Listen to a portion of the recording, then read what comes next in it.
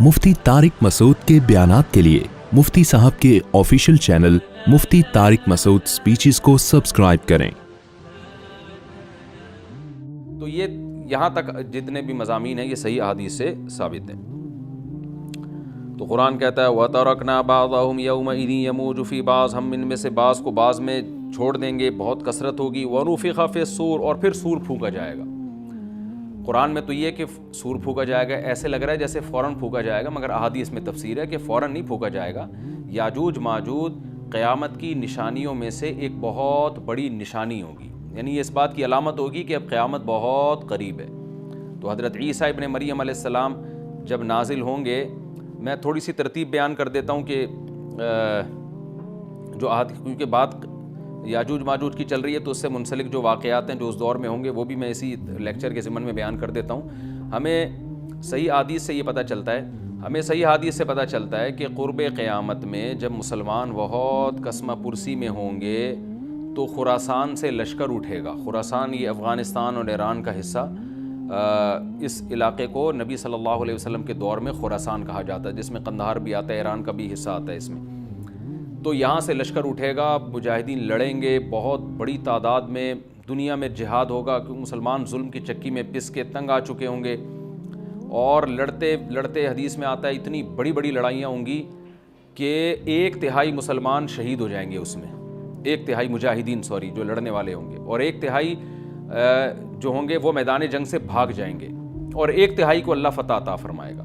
تو جو 1/3 میدان جنگ سے بھاگ جائیں گے، نبی صلی اللہ علیہ وسلم نے فرمایا ان کی توبہ کبھی قبول نہیں ہوگی۔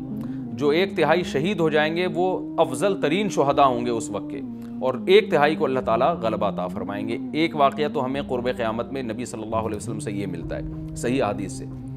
دوسرا ہمیں یہ ملتا ہے کہ قرب قیامت ہی میں مسلمان قسمہ پرسی کا شکار ہوں گے، تو تلاش کریں گے حضرت مہدی کو، کیونکہ حضرت مہدی وہ شخصیت ہیں جن پہ تمام نیک لوگ جمع ہو جائیں گے اور وہ مسلمانوں کی میدان جنگ میں کمانڈ کریں گے، جہاد میں کمانڈ کریں گے۔ تو ان کو بیت اللہ میں تلاش کیا جائے گا، وہ رسول اللہ صلی اللہ علیہ وسلم کی اولاد میں ہوں گے، اور لوگ ان کو پہچان لیں گے، اہل اللہ پہچان کر ان کو اپنا امیر بنائیں گے، اور ان کی قیادت میں پھر لڑائی اور جہاد شروع ہوگا۔ اور یہ لڑائی جب دمشق میں لڑائی ہو رہی ہوگی تو دمشق میں عصر کی نماز کے وقت حضرت مہدی، میں نے جو یہ کہا کہ دمشق میں لڑائی ہو رہی ہوگی، مقصد یہ نہیں ہے کہ دمشق کوئی میدان جنگ بنا ہوا ہوگا، مقصد یہ ہے کہ وہ مجاہدین کا لشکر دمشق میں ہوگا عصر کی نماز کے وقت، لڑائی چاہے کسی اور میدان میں ہو رہی ہو، لیکن حدیث میں ہمیں دمشق کا تذکرہ ملتا ہے۔ تو دمشق میں حضرت شام کا تذکرہ ملتا ہے، اور جو قرائن ہمیں ملتے ہیں وہ دمشق کی ایک خاص مسجد ہے، وہ مسجد حضرت مفتی تقی عثمانی صاحب اور مفتی رفیع عثمانی صاحب نے اس کو ہائی لائٹ بھی کیا، لیکن وہ یقینی نہیں ہے، یہ خوب سمجھے، انہوں نے اس کا بھی تبصرہ کیا ہے کہ اس کے بارے میں کوئی یقین نہیں ہے۔ تو حضرت مہدی عصر کی نماز پڑھا رہے ہوں گے، لوگ امامت میں آپ کے پیچھے کھڑے ہوں گے، یہاں تک کہ مسجد کے مینار پر، آج بھی وہ مینار موجود ہے جس کے بارے میں غالب گمان ہے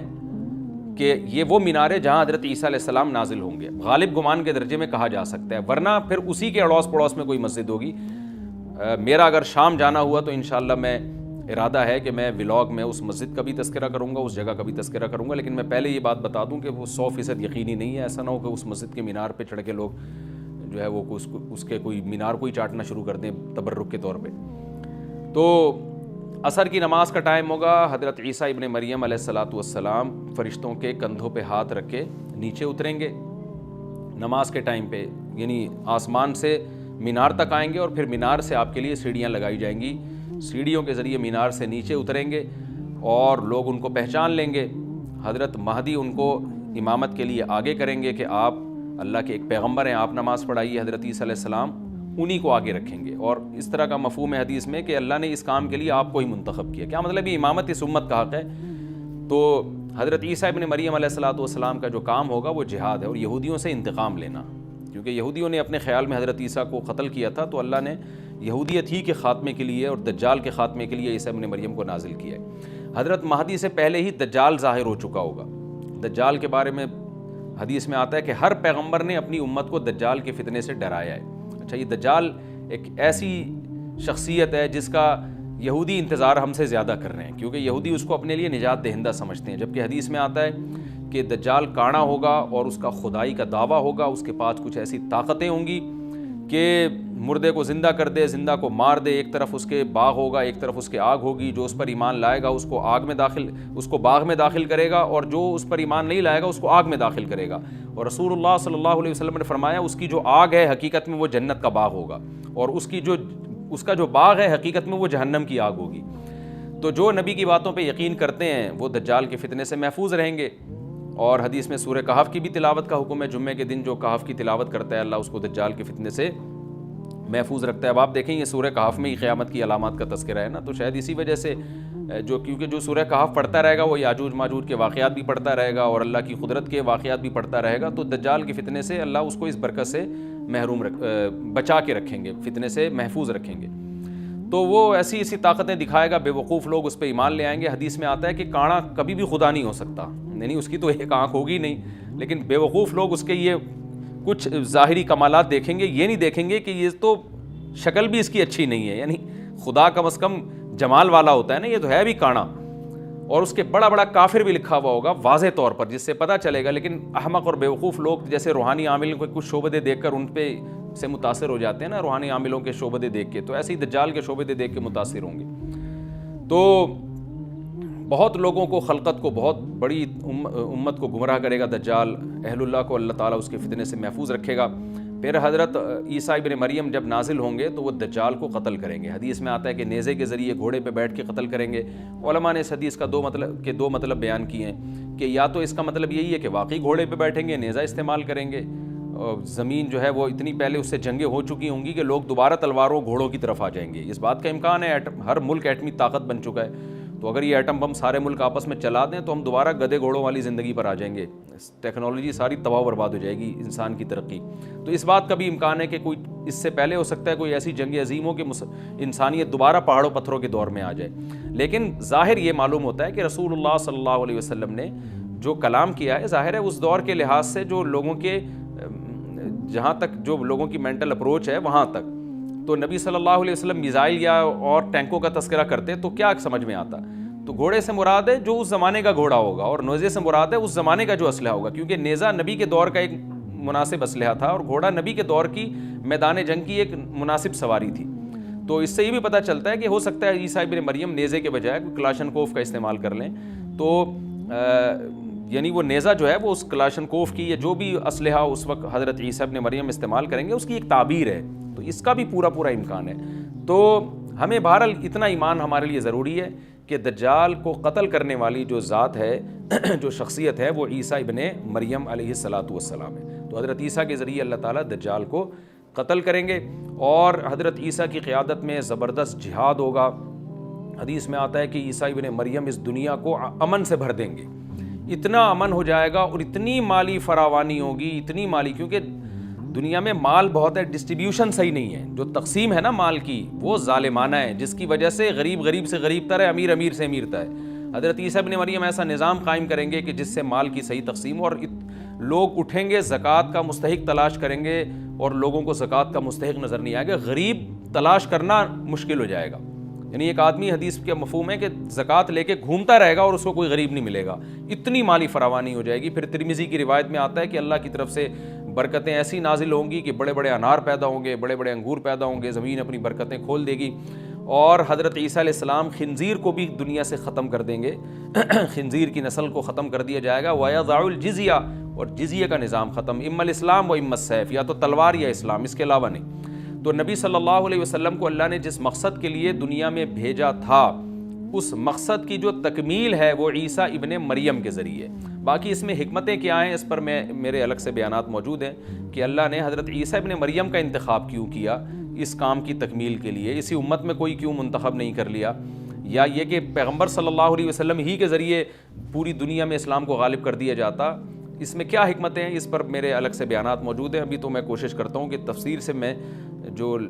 ٹو دا پوائنٹ بات ہے اس سے یہاں اس لیکچر میں نہ ہٹوں۔ تو اسی وقت حضرت عیسیٰ ابن مریم اس کو یاجوج ماجوج کو قتل کریں گے اور دنیا انصاف سے بھر جائے گی، اور اللہ تعالیٰ نے جو پیغمبروں کو دنیا میں بھیجا تھا اس کا مقصد کیفیت اور کمیت دونوں لحاظ سے حاصل ہو جائے گا۔ اس کے بعد پھر آہستہ آہستہ دنیا میں زوال شروع ہوگا، اور پھر جب پوری دنیا کے لوگ زوال کا شکار ہوتے ہوتے کفر کی طرف جائیں گے، گناہوں کی طرف، اور حدیث میں آتا ہے جب تک ایک شخص بھی اللہ کا نام لینے والا ہوگا اس دنیا پر قیامت نہیں آئے گی، یہاں تک کہ آخری شخص جب دنیا سے اٹھے گا جو اللہ کا نام لیا کرتا تھا، تو اس کے بعد اللہ تعالیٰ سور پھونکیں گے، جبریل کو حکم دیں گے سور پھونکنے کا، اور اس دنیا کو تباہ و برباد کر دیا جائے گا۔ تو آگے قرآن کہتا ہے وَنُفِخَ فِي الصُّورِ، اور پھر سور میں پھونکا جائے گا، فَجَمَعْنَاهُمْ جَمْعًا، پھر ہم ان تمام انسانوں کو جمع کر دیں گے، وَعَرَضْنَا جَهَنَّمَ يَوْمَئِذٍ لِّلْكَافِرِينَ عَرْضًا، اور قیامت کے دن ہم جہنم کو یومئذ، جس دن ایسا ہوگا یعنی جس دن سور پھونکا جائے گا، یہ دوسرا سور مراد ہے، للکافرین عرضا، کافروں کے سامنے پیش کر دیں گے، الذین کانت اعینہم فی غطاء عن ذکری، یہ وہ لوگ ہیں جن کی آنکھیں میری یاد سے پردے میں پڑی ہوئی تھیں، یعنی میری یاد کی چیزیں ان کو نظر ہی نہیں آتی تھیں، غفلت میں پڑی ہوئی تھی جن کی آنکھیں، وکانوا لا یستطیعون السمع، اور یہ سننے کی صلاحیت بھی نہیں رکھتے تھے، نہ حق بات سنتے تھے نہ حق دیکھتے تھے، بس اپنے خواہشات کی جو چیزیں ہیں وہ ان کو اچھی لگتی تھیں اور وہی ان کو سمجھ میں آتی تھیں۔ تو یہ ہمارا رکوع الحمدللہ کمپلیٹ ہو گیا۔ اس رکوع میں ہمیں بہت سارے اسباق ملتے ہیں، میں نمبر وار اس کو مختصراً بیان کر دیتا ہوں۔ پہلی بات تو یہ کہ دیکھیں اللہ تعالیٰ نے کیسے کیسے بادشاہ دنیا میں بھیجے ہیں اور کتنے پاورفل بادشاہ۔ حضرت ذوالقرنین کا نام ہی قرن والا، دو کناروں والا، زمین کے بہت بڑے حصے کو حضرت ذوالقرنین نے فتح کیا، اور اللہ کے نیک بندے کیسے اللہ کے راستے میں لڑتے رہے ہیں۔ تو یہ جو لوگ بیٹھ جاتے ہیں نا بس عبادت کرو اور لڑائی وڑائی اسلام میں ہے ہی نہیں، یہ دنیا میں کوئی بھی عقل مند اس نظریے کا حامی نہیں ہوگا۔ تو طاقت اور قوت کی اسلام میں بہت زیادہ اہمیت ہے۔ اس سے ہمیں یہ بھی پتہ چلتا ہے